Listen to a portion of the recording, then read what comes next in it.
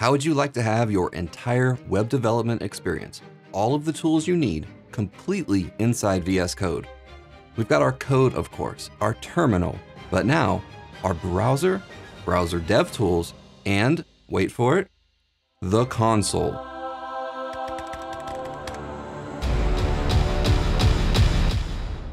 Here's the typical setup for most web developers.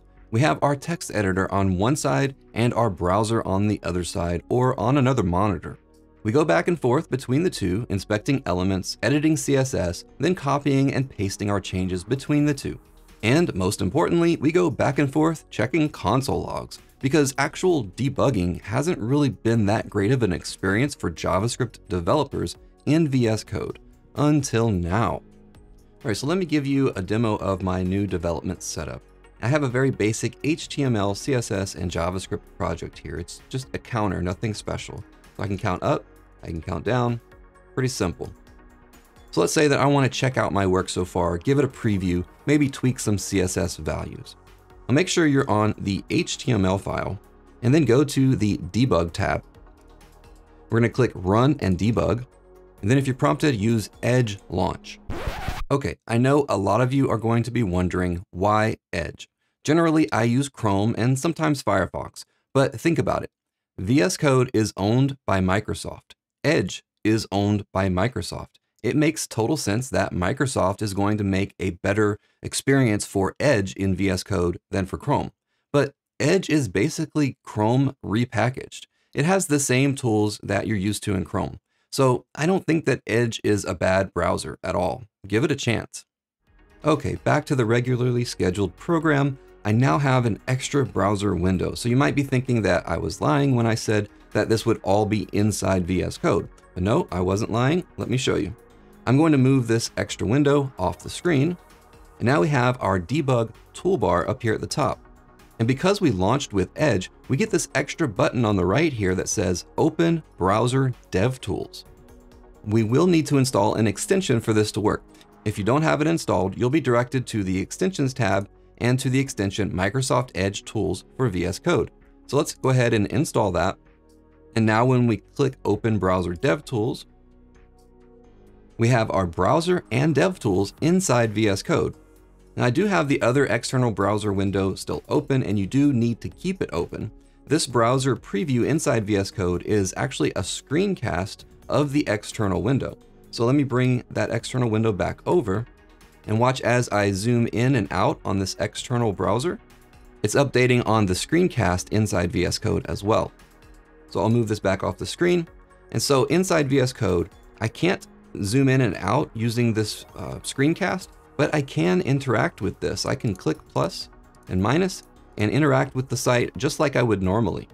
Now by default, this preview doesn't show up automatically.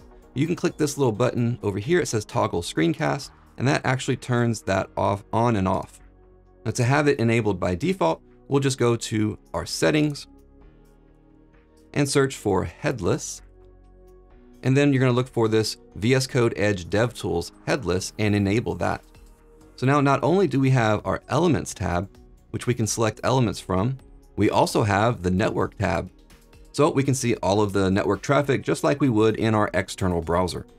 And you might be thinking that this is taking up a lot of real estate inside VS Code. It's really not. Normally you would have a browser window open on the side here and then VS Code on the other side. So you're still dealing with the same amount of space.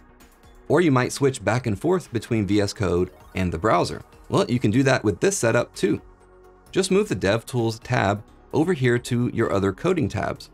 So now we have our DevTools, we have our preview, the tools on the side over here, we'll go to the Elements tab, and then we have our normal code here. So we can easily go back and forth between our code and our DevTools. But even with DevTools on the side, it's really not that bad. Right now I have everything zoomed in for the video recording. So I'm going to zoom out to my normal setting to show you how it would look normally. I love it. All right, so now let's say that I want to make some changes to the CSS. Normally I'd open up the browser DevTools to check it out, inspect the elements, make some changes on the fly, and then copy those changes back to VS Code. Well, now from inside VS Code, we can now inspect the elements and see the styles just like in the external browser. So I can go over here, make a little bit more room here, and I can see like these buttons, they have a style applied to them. If I want to make changes, all I have to do is click on this styles.css link, and it brings me directly to that style in my CSS file. So I can change that here. Let's change the button color from white to yellow. And I'm going to save that. And now notice that it doesn't automatically update. Now don't expect that this new experience is going to have all of the bells and whistles right away. I'll have to click refresh to see the changes. Now, I'm sure that the auto refresh is something that the VS Code and Edge team have on their roadmaps to implement. So for now, I'll have to click refresh to see the changes.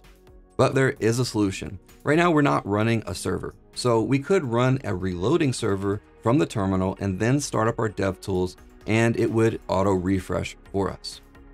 Now, also, if you're using a framework like React or Vue or even something like Vite, you're already going to have an auto refreshing server running.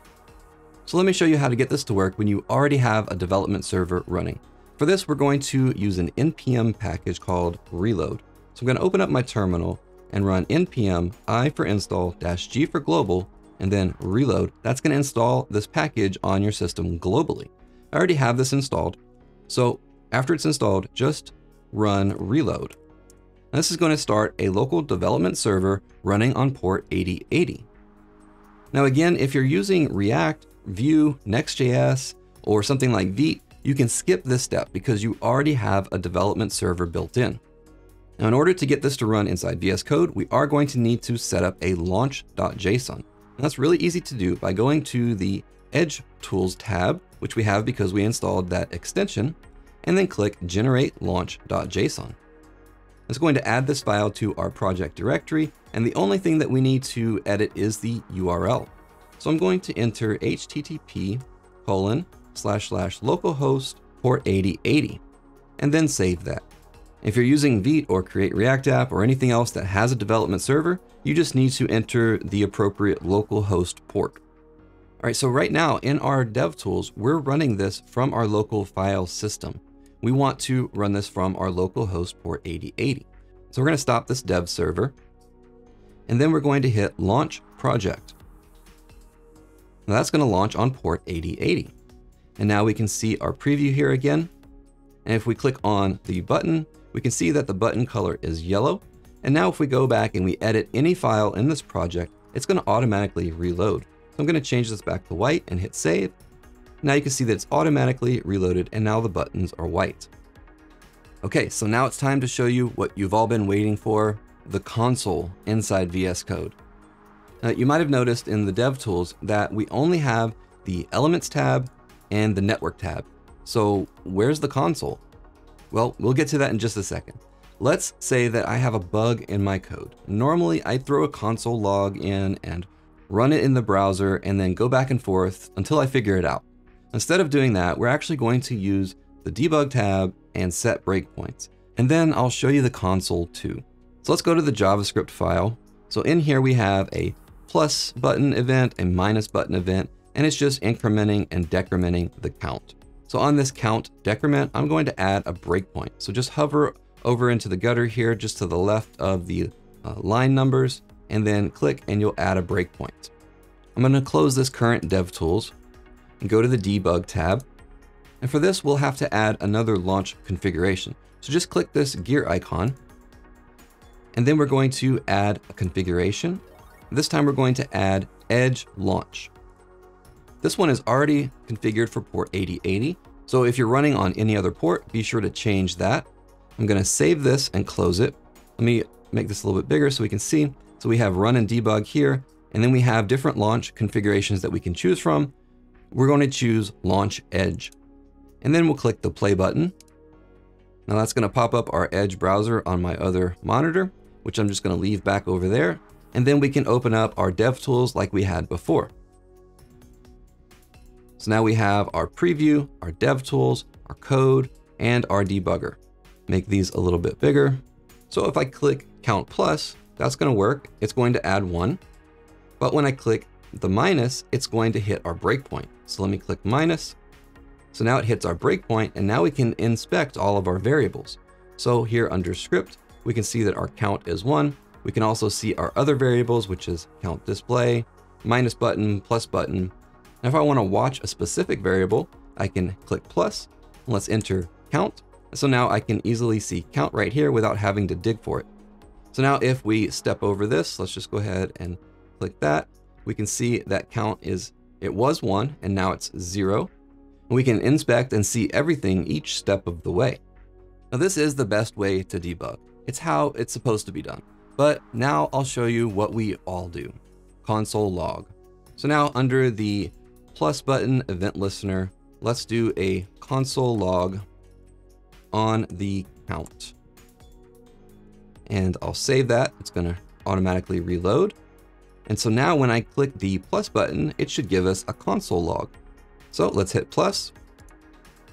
So where's the log? Well, it's right here. It's called debug console. We can see we have count 1. Let's click the plus button again. Count is now 2, 3, 4, and so on. Now, just because you can do everything inside VS Code now doesn't necessarily mean that you should or that you have to.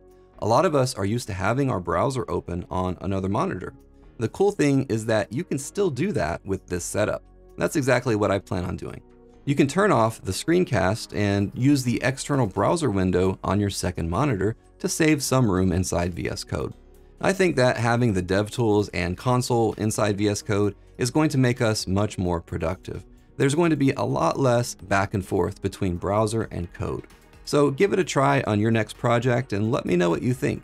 If you want to learn more about VS Code, check out my VS Code course at vscodehero.com. The link is in the description below. That's going to be it for this video. Like this video to help me out, and subscribe if you haven't already for more videos like this.